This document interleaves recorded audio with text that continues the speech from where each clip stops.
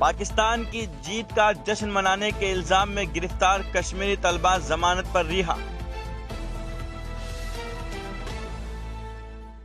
SDPI का जहांगीरपुरी तशद्दुद की अदालत इंक्वायरी का मुतालबा। अमेरिकी वजीर खारिजा और वजीर दिफा की कीव में यूक्रेन सदर ज़ेलेंस्की से मुलाकात।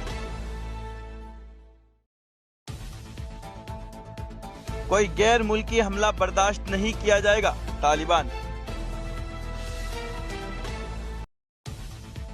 भारत समेत मुख्तलिफ ममालिक के सरबराहान ने इमानुएल मैक्रोन को मुबारकबाद दी।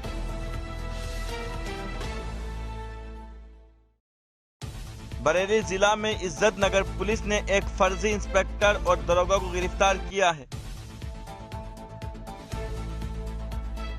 जिग्नेश मेवानी जमानत मिलने के बाद दोबारा गिरफ्तार।